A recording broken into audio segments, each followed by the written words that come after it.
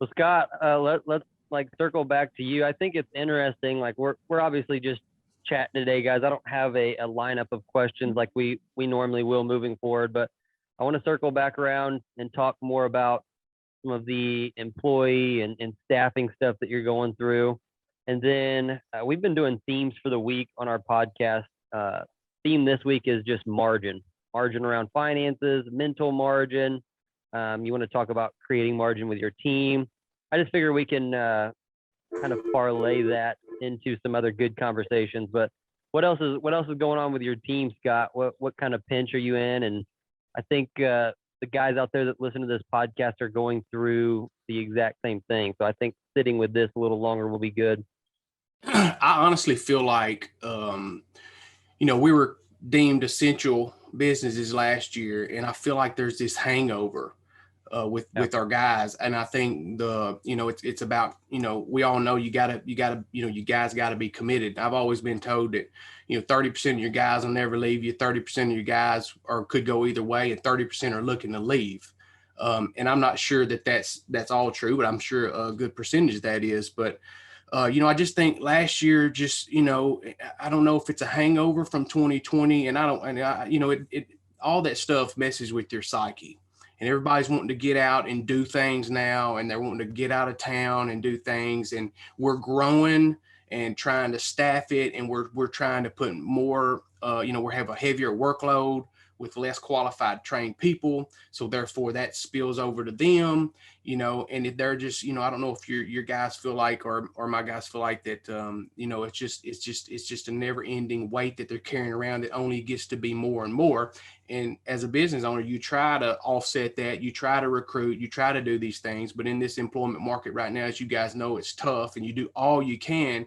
And then, you try to help those guys balance out their lives, but we also got an obligation to do here. So I think it's a combination of all that stuff, the perfect storm that it's just got people a little bit on edge. And part of my job and our job here is to try to put our staff's, our team's mind at ease. And I try to do that. I was gone last week out of town. This is the first time in several years where it just seemed like we had trouble making decisions when I was out of town. I was having to be brought in on things, and I don't mind helping at all. And I love my job, but you'd like to be able to see your team be able to really handle all that stuff. And then that way you're just not working a job, you're working your career. So that was a pretty long answer, but yeah, I can't put my finger on exactly why, but it just seems like to me, even my loyal guys, they all loyal and they're great, but they get tired. You know what I mean? Yeah. They need to unplug too. And it's hard for us as owners with the workload we have to let them unplug. Yeah, no doubt. And I'll share some of mine so I can jump in here with you, and maybe it'll help you other guys talk about this and give some feedback to Scott too. But like I've got, so my core group is solid, but it seems like the last month, it's not that we struggle finding team members. Our culture is so good now, and our branding is so good. We have quality people coming in the door, but it's like that bottom 40%, we just keep doing the old Lawncare spring rush shuffle with. And so it is hard when you're both scaling, but you're doing the shuffle. And we drive our guys hard, like late February through May, we're going hard. They're accountable for high production numbers and high marketing numbers. And so this is the first year where I've fully stepped out of operations.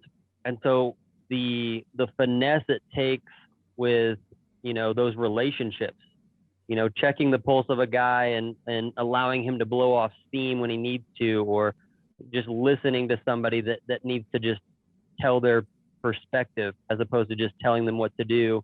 There's just a lot of changes. And so our guys were overworked.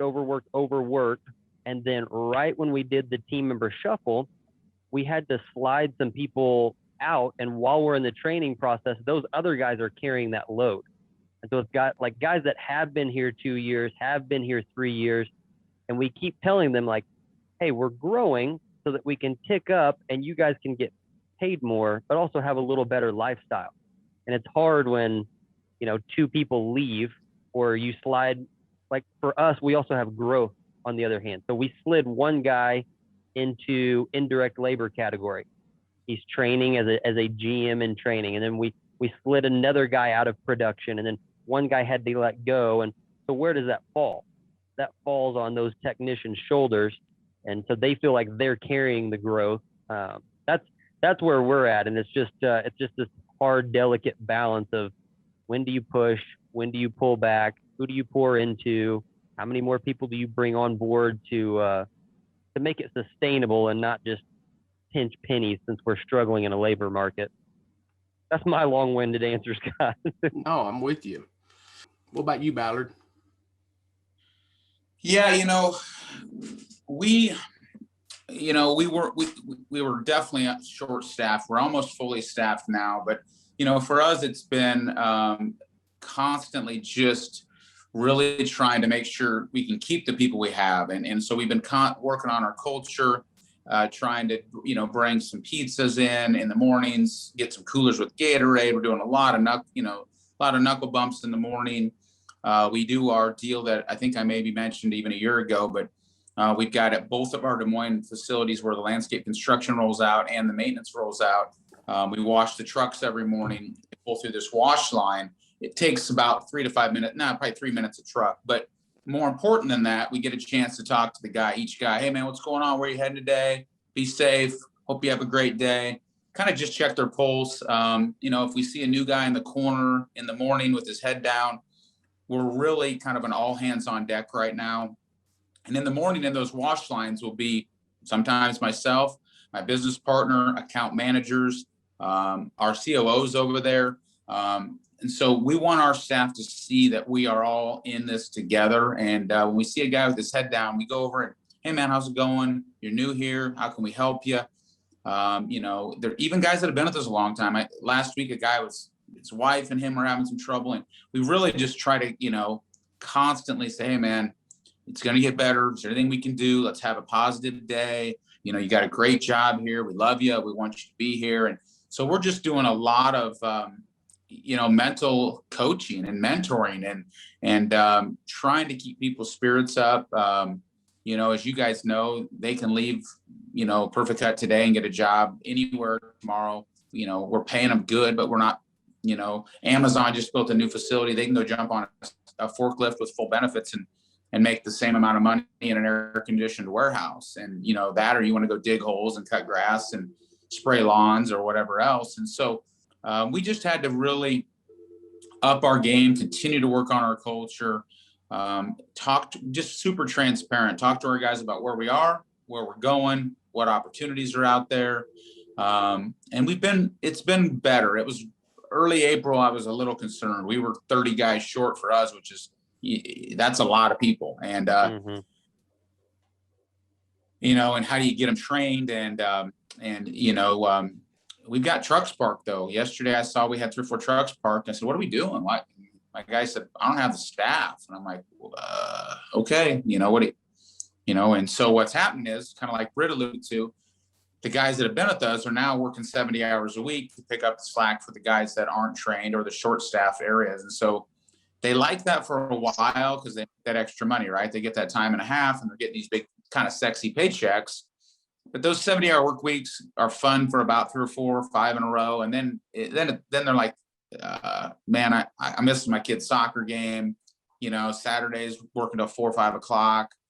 A couple of weeks ago, we ran all day on Sunday because it rained all week. And so it's just that balance. But for us, it's just a ton of communication. We have to, we constantly got to be getting in front of them.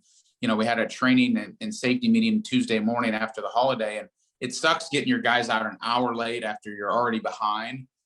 But, we talked to them about, hey, here's where we are.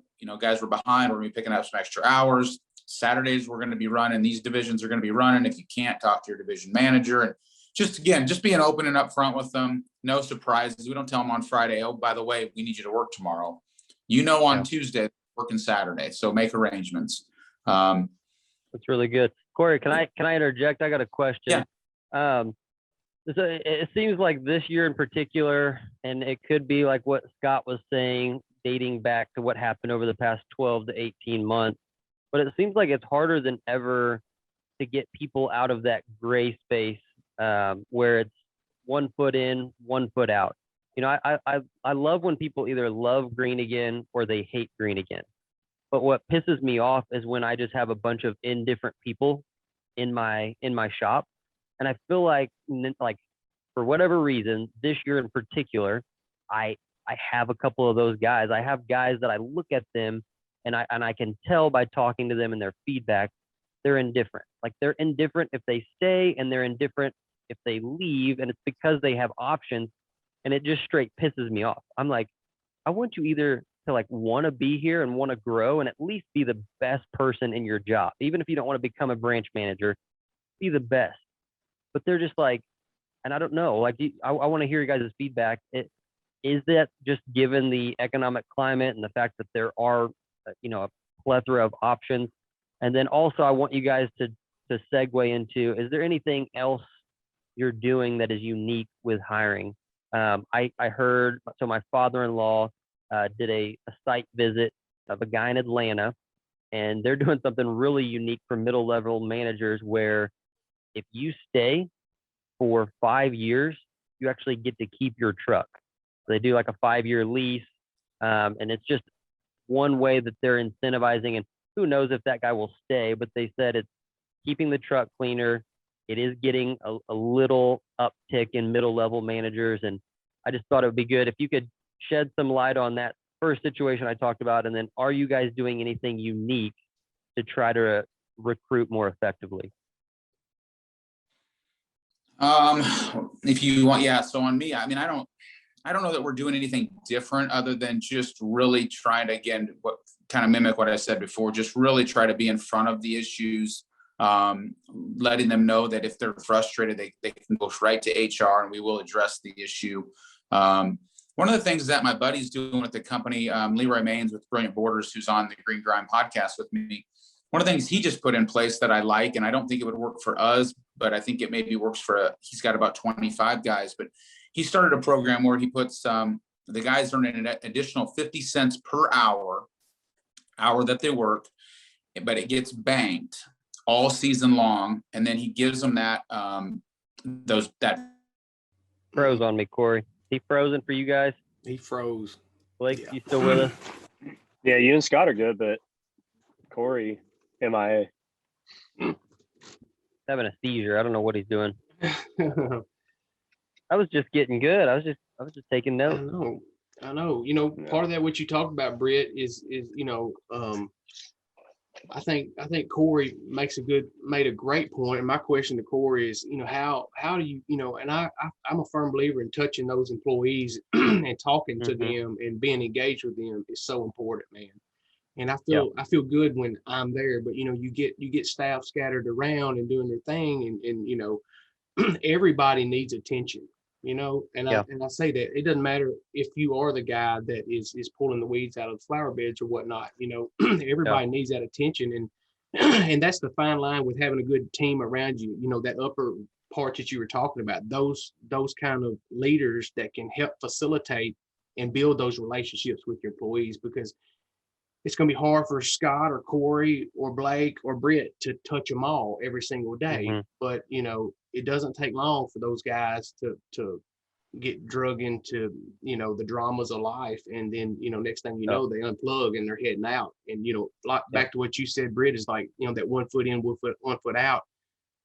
I don't know. And I think the more you can do and touch them is great, but is it that they're human beings? We are dealing with humans, that have a life outside of work that doesn't mean the same thing to them as it does to us. You know what I mean? Yeah. No, I 100% agree. And I also know the reality of the situation that, what we're at, like, there's always the balance between what you're asking somebody to do and the direction you're pushing, and then how much they're incentivized, and so it's just this back and forth of like, okay, well, are they incentivized properly? Okay, well then do I just need to hold them more accountable? Or do I need to get more people in here to up the competition level, to fuel that growth and kind of feed that fire? And so that's kind of where I'm tracking a lot. But I do agree with you. Like, you can't be everywhere.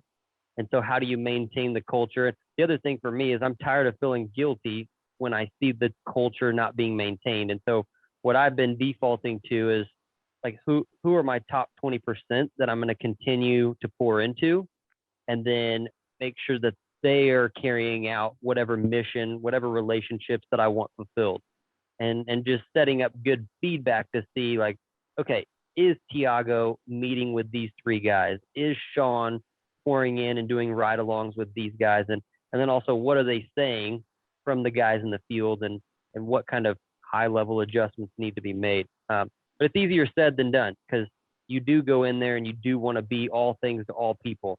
And you end up, what you do is you splice your time up so much that it really doesn't account for much, when you really could have just given an hour of devoted time to 2 of your middle level managers, and then set up a leadership meeting with everybody else. But for me, if I can be vulnerable, like that's the pain and transition that I'm going through. Blake, you need to hop in here, bud. I want to hear your feedback.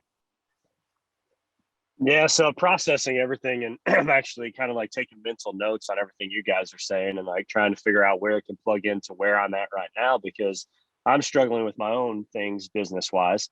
And one of my big things is like, with everything that happened in the last 12 to 18 months, we did get rid of our office manager, our marketing team, my mechanic, a couple crews, got rid of some guys that I was only keeping along really for a paycheck. I helped them start their own business, and now I'm using them as subs.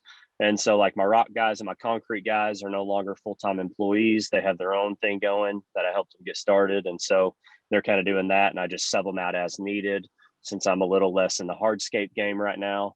And so all that's kind of going on. And with that, I put more on the shoulders of my supervisor, which was originally just in charge of like scheduling and billing and the day-to-day operations.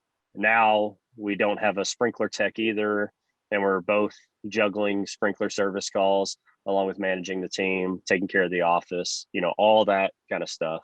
And so it went from like 5 hats and 5 people to still 5 hats and now 2 people. And it's a little difficult. But also in that, we saw some labor issues within our crews, and trying to get good, solid guys in our crews.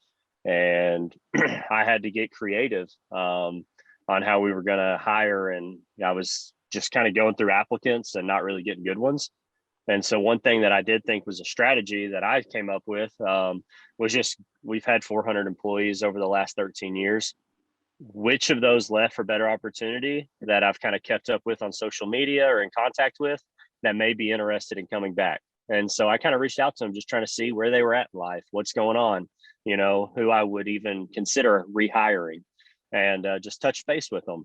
And a couple of them actually are working with us part-time now within their schedule.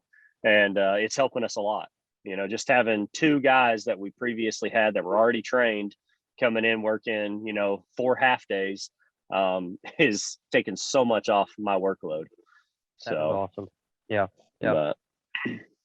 That is a lot, man. That is a lot. Can I in real quick, guys? Yeah. He's back. Something, Blake, I don't know if you guys do this or if you. So when people leave our company, we reach out to them, and we offer them a $50 gift card if they'll do an interview with our HR. And what we do, and we don't get a lot of them to respond, but we lose, we turn and burn a lot of people, and we have over the years. We've reached out to people that have left over the last 24 months. And if they'll answer this series of 10 questions, we send them a $50 gift card. And what that does for us is helps us understand why people left, so we can take a deep look at what we can do better. Was this not the job, when you were interviewed, was this, did we not give you the job that we told you it was going to be? Were you mistreated by other employees? Were you not trained properly? Did you not feel safe? So something that really helped us. And then we compiled all this data and said, of the 27 people we talked to, or whatever that number was, 13 left because they didn't feel safe. Okay, we got a safety issue. Or 20 left because, our guys treated the new guys like crap and made them feel unimportant and unvalued, and kind of had this hazing, right? Like the guys, I've been here 10 years and I'm gonna teach the new guy the ropes by, maybe being rude to him. And so that's been a neat experiment for us. to just really see, why are we losing people? Because when people leave our company, I don't blame them. I first look at us. What can we do better and different? Now, some of them just don't want to do the work. They get out there and realize that's not what they signed up for. But so just something I think that Blake said when he was reaching out to people that used to work for him, and some will come back. But that was an interesting thing for us. And some of it's kind of hard to hear. Like, you know, I work there and it's not a good company. I'm like, man, I hate to hear that, but okay. What do we got to do better? What do we got to do different? How do we make sure our interview and orientation is spot on? How do we make sure we train better? Why are the trucks not safe? You know, what are we doing? You know, my crew leader was on his phone and I felt unsafe with him, whatever it may be. And so you can get a lot of good information from people that left your company, I think. That's really good, Corey. Like, seriously, that is Absolutely. really, really good. I don't do that good enough. And I think I could even do a better job of learning from our existing team's perspective and like hearing them out. You know, too often I, as the owner, I'm like, you know, I never think it's my fault. Like, we're making these changes, we're doing all these things, and I just think, oh, people are coming in and coming out. But I am seeing, like, we have this same cycle every spring rush.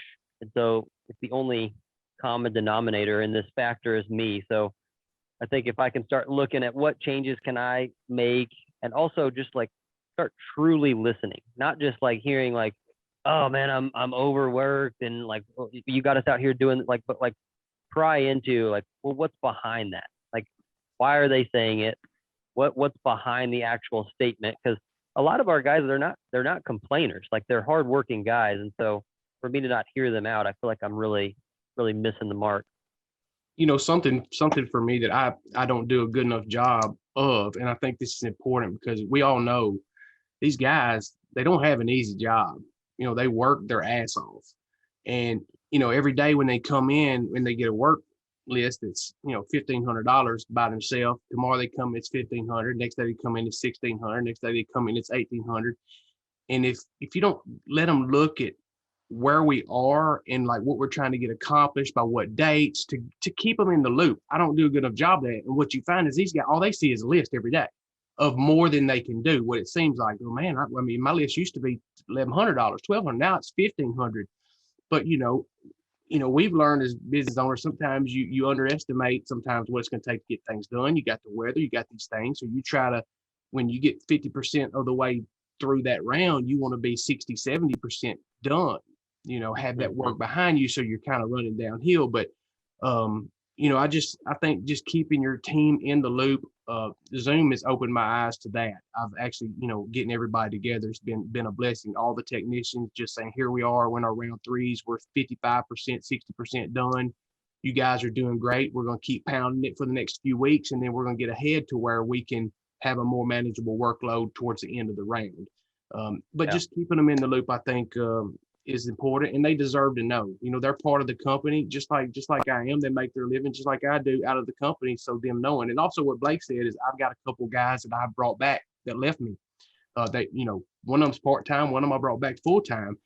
But I knew when I brought him back, he could handle a truck, he could handle a trailer in any situation. Those worries that you have by bringing in somebody brand new that you don't know, that doesn't have that experience, by bringing those older guys back that you feel a little more comfortable about.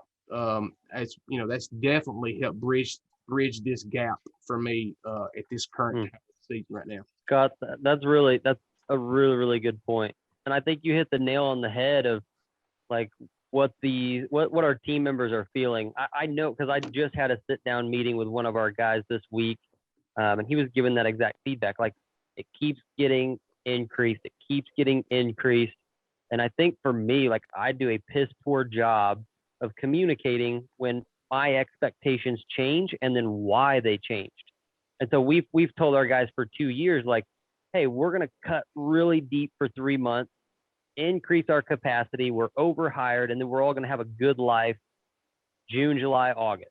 Like, y'all will be just doing your route. You'll be doing $1,200 a day. Well, those expectations changed. Why? Well, it's rained 4 days out of every week for the last 3 weeks, of course. But I just don't do a good job of communicating how my expectations have changed and then why. And for them, just like you said, you hit the nail on the head. all they see is that the workload and what's in front of them has changed, and what you what you promised them as an owner, like, hey, here's what to expect. It is completely not that. So in essence, like you've lied to them. I signed an employment agreement. I'm gonna do $1,200 a day. Here's my key results areas. Well, then it changes 3 times over the course of 4 months, and I don't communicate it because I'm worried about what they'll think, or being open and vulnerable with them. And a lot of young new owners do that. I struggle with it. So I thought that was really good.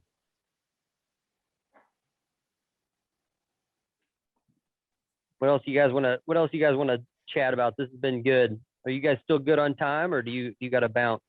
I'm good. Yeah, I'm good. What else you got? Again, our theme was margin for this week. So I didn't know which way you guys wanted to take this. We can talk about like more of how you're creating margin within your team, or I think it would be really nice to hear from you guys as owners, like right now for a lot of business owners, like just mental clarity, creating mental margin, space away from the chaos so that you can, one, make good business decisions and not make fear-based decisions. And then 2, go home and actually like look at your wife and know what she's saying. The feedback that we've been getting from some of our clients and our listeners is like, that's what they're struggling with right now is the mental margin. So I'm gonna listen. I'm not gonna talk on this one. Well, I'm gonna listen. I'll kind of take it off. With that mental margin, that's been, I mean, for the last 2 years, really what I've had to focus on, just because of how dark of a place I got in. You guys have heard my story, and so that's kind of been my thing. Can I, by giving it 100%, when I'm here, can I free myself up to working 3.5 or 4 days a week to have that time with the family? And, we got our camper and we're doing our trips and doing all that. And that's all great. But the same thing is I get that burnout, and my guys are experiencing the same thing. And so if I'm going to reap those rewards, can I figure out a way in my business to give my guys that same blessing? Can I, and I've tried to do it, whether it's, some bonus pay, some rain day pay, some extra work in the shop, and giving them a full day's, worth of pay. Or is it, giving them some extra time off? Because all my guys, after they've been here a year, they get a week's paid vacation. And then every year that they're here after that, they get another day added to it, So if they're here 2 years, they're, looking at 6 days, 7 days, and just goes from there. And that helps. But I've tried to figure out a way to be able to give them some type of bonus and incentive that they could cash in on it, so that they can enjoy that same thing. Because for me, I have to have that separation from the business. And I think it goes back to what you were talking about. It kind of starts exactly where you were talking about, Britt, just a second ago, with that fear of talking to your employees, fear of explaining to them when we're getting behind with work, when the workload's kind of pressing in on us. We kind of just bottle it in as business owners because we think this is our load to carry. We're men, we're business owners. I got to carry the weight. I'm going to push through. I'm just going to keep pressing. And then eventually we'll see the light at the end of the tunnel, when really we have a whole team beside us that can help carry that load. And so with that communication, if we will be vulnerable and we explain that to the guys, like Kory was saying, on Tuesday, his guys know they're working on Saturday. That communication helps. When the workload does change from, our goal today is 20 properties and now it's 26. This is why I'm trying to free you up on Saturday, but, maybe instead of a 4 p.m. Saturday, we're going to have a 12, o'clock Saturday. Even if the Saturday is a rollover, I'm still offering my guys bonus pay for that day, because I know that's a day that I told them when they hired on was not mandatory.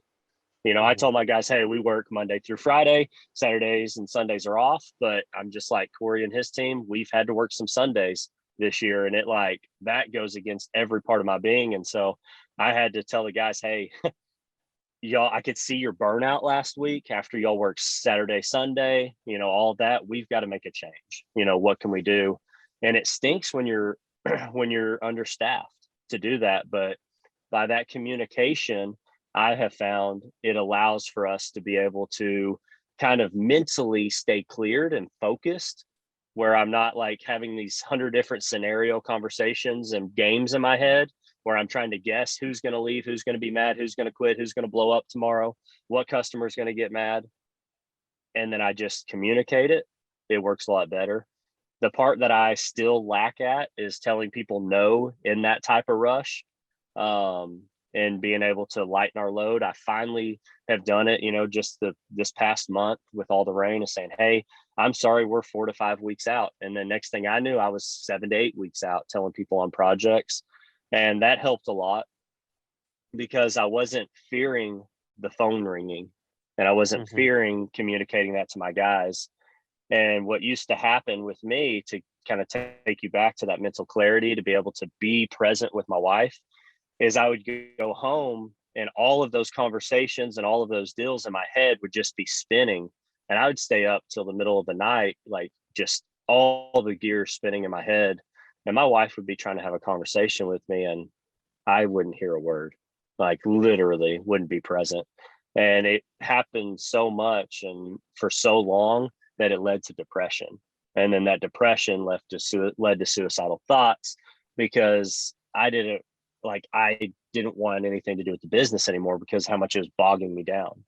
But I have found that clarity, freeing up, like forgetting the lie that says, like remembering there's still going to be work tomorrow, and setting non-negotiables of time with my family, whether it's dinner or whether it's a camping trip once or twice a month, like setting those times aside and doing that has made everything up here so much better. Good. Thank you for sharing that, Blake. That's good stuff, man. Good stuff. Scott or Corey, you want to jump in? Yeah, I'll jump in. I mean, I can tell you with our management team, we've really been talking a lot about clarity breaks. And those clarity breaks just look like, what do we need to do to get your, we're all busy, we're all stressed. And so we've been talking about clarity breaks, and we have these L10 meetings with our strategy team. And then we have small L10 meetings by department. And that's where we try to address issues and kind of what's the problem, who can help you solve it, then how do we move to solve those issues. And so we try to take a diligent approach at giving our team those clarity breaks and trying to, we've made a rule that you don't email after 6 p.m. If you got something, you can make the email, just send it in the morning, and we try not to make phone calls. We had a couple employee issues a couple weeks ago, and here I am talking to my GM at 9:30 on a Tuesday night, and I'm not with my family at that moment for an hour. He's not with his family, and so we're really trying to set boundaries for our people, and give our team again those clarity breaks, and what can we do as owners? And Britt, you said something earlier that you kind of always put it on the people. What's wrong with them? I always put it on us. And I said that before, like, what can we do as owners to make this the best place to work? And when somebody leaves, people, oh, he was lazy, or he or she, or they're a piece of shit or whatever. And I'm always like, no, what did we do wrong? And maybe it wasn't us, but I always go back to what could we do different? How could we handle this situation different? And something else we do in that is we do the 30, when somebody new starts, before they get their first paycheck, they have a conversation with their manager. And then at 30, 60, and 90, we have conversations with those guys. And that's headed off a lot of the issues, I think, and helped us. But that's off kind of on a different subject. But it's more of just that communication. And, Blake hit on it a little bit too. Tuesday morning, everybody knew exactly what this week looked like. We had a short week. We had rain last week. They know on Tuesday when they go home, they know what their week looks like.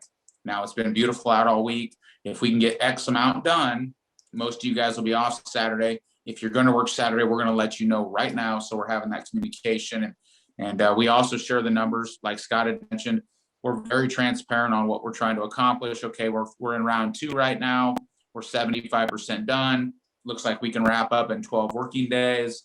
Here's our goals. And so we're just constantly trying to keep our team motivated, excited. We're trying to share the wins with them. We share our safety record. We just try to share all the good things going on. Hey guys, we picked up a new client. We've got new people coming on board. you know, we've lost some people with 10 plus years in the last 3 months, 3 or 4 people actually, and some maybe for the better and some not. But we share that with the team, but we share it in a positive way. We say, hey, so-and-so left the company. We wish them the best on their next journey or their new venture. But here's what we've got planned to fill those shoes. You know, rest assured that, you know, we're going to get the best people in place to make sure that your job is not interrupted. So kind of all over the place with that, but, you know, clarity breaks. I'm really good at preaching it. I'm horrible at living it. If I'm awake, I'm on my phone, and I know it. I'm sitting on my son's wrestling practice on Tuesday night. I'm just sitting there answering questions. I can't even watch my son wrestle. I mean, just an hour. And even as I'm doing it, I can see the insanity, and I still can't set my phone down. And I can tell you guys what to do. I just can't do it. I'm sick. I can't figure it out. And I have this sense of urgency, and maybe as business owners we do. I feel like I have to get back to everybody right now. And the truth is, man, I can watch my son wrestle for 45 minutes and then I can get back to you. But I just have this weird feeling in my head that I have to get back to everybody immediately. You know, when you like Britt, when you text me, I get back to you like within seconds usually, right? Yeah. Because you know why? My phone is never not in my hand.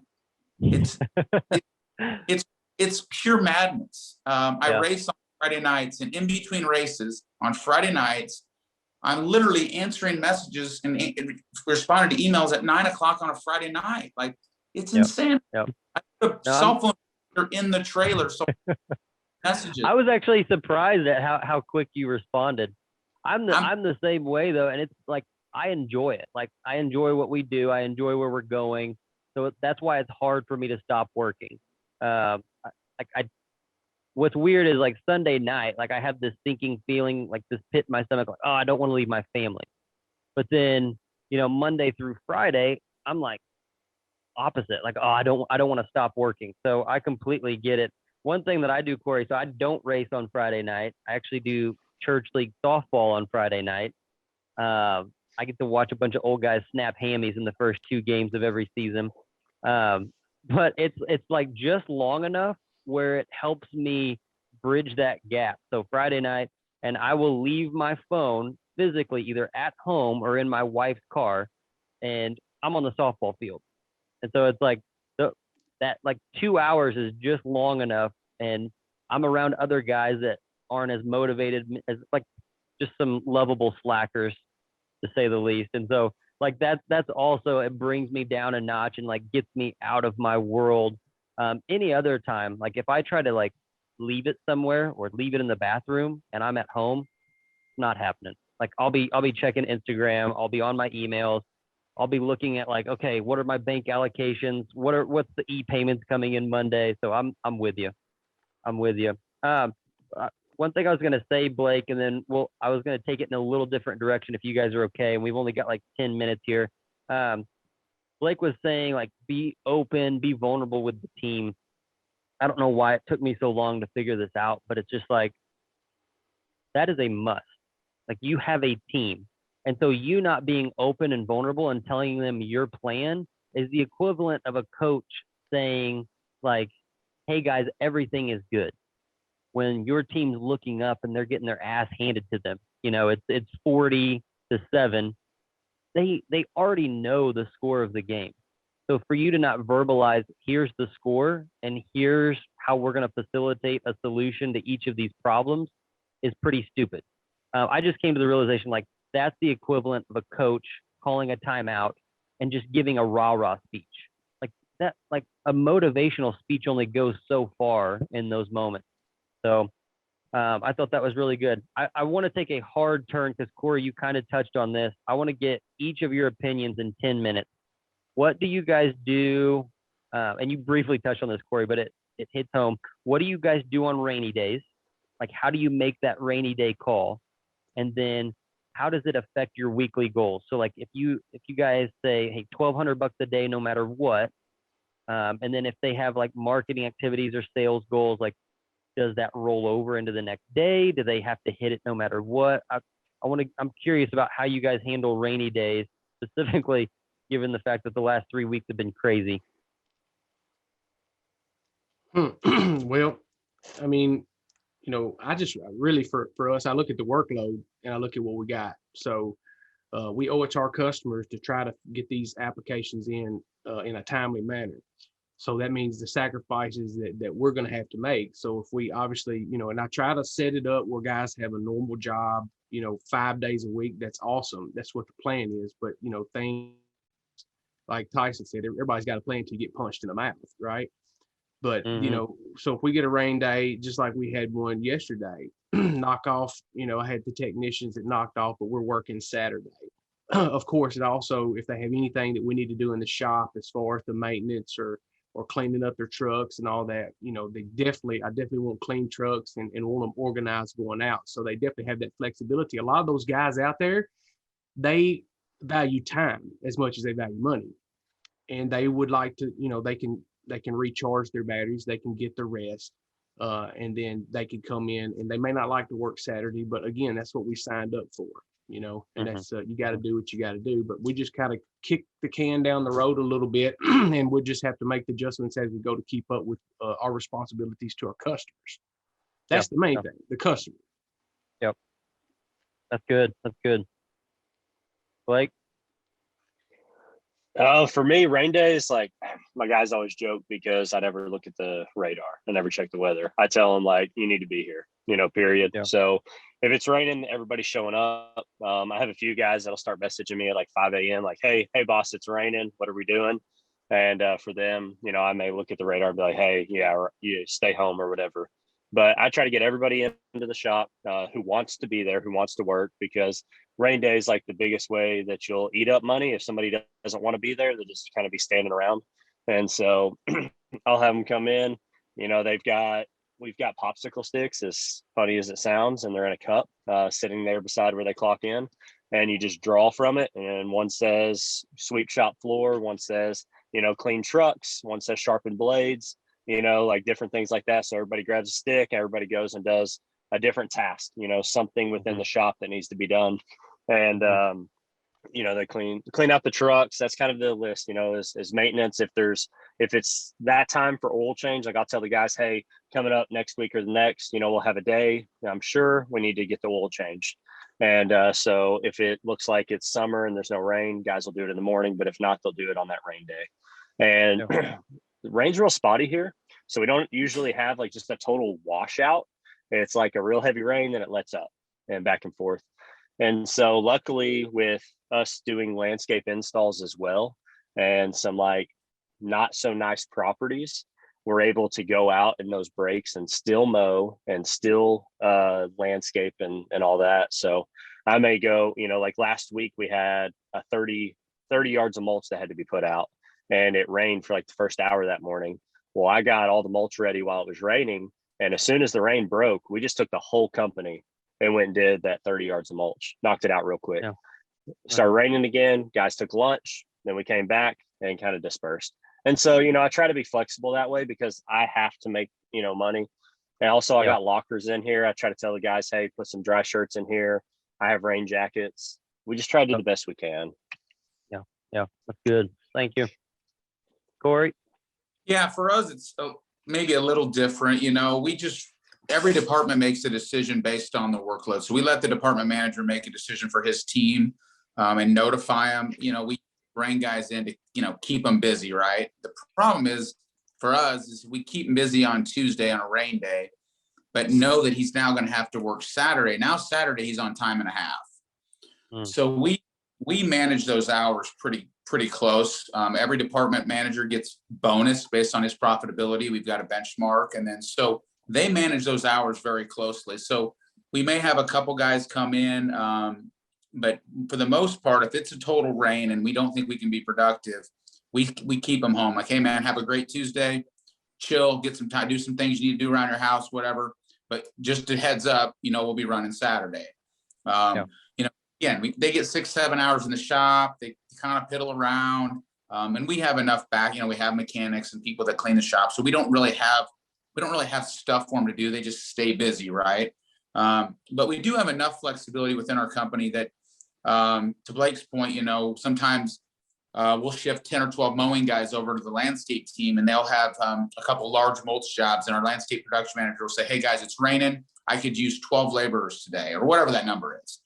Send 6 guys down to my shop. And so we do utilize our people throughout the company a little different. And if we do work Saturdays, our rule is we have to work till 3 p.m. We've just found that by the time they get there, they load, they get to the job site, they work till noon, they come back. It's not a super productive day. So if we Saturday, we work till 3, and that's just the deal.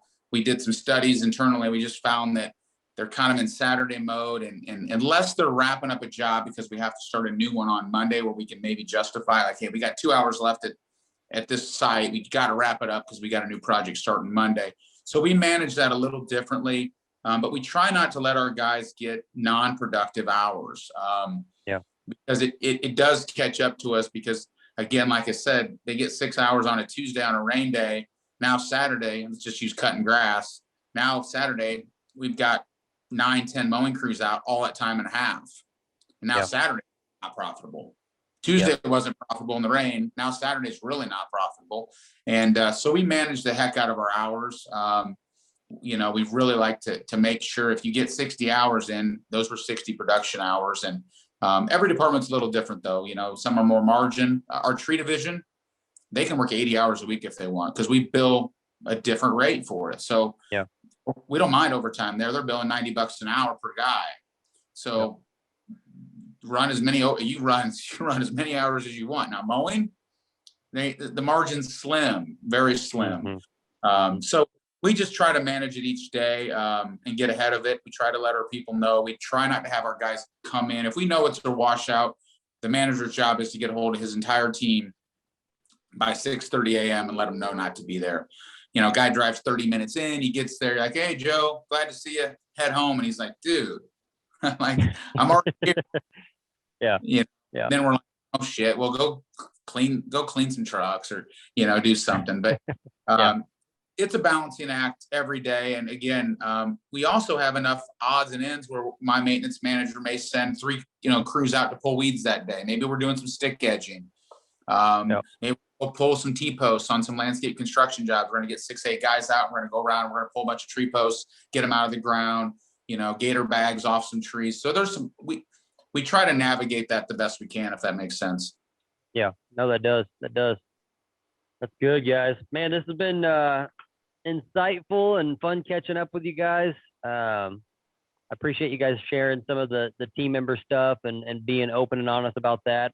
I know I'm learning a lot, so I know our listeners are going to learn a lot as well. So I appreciate you guys doing this again today, and I'm excited to be back in the pro panel saddle moving forward. Yeah, absolutely. I appreciate being on. You let me know when we get again. Glad to be here. Thank you, Britt. Appreciate it. Hey, take it easy, guys. Keep at it. Have a good week, guys. Hey. See ya. See ya. Thank you.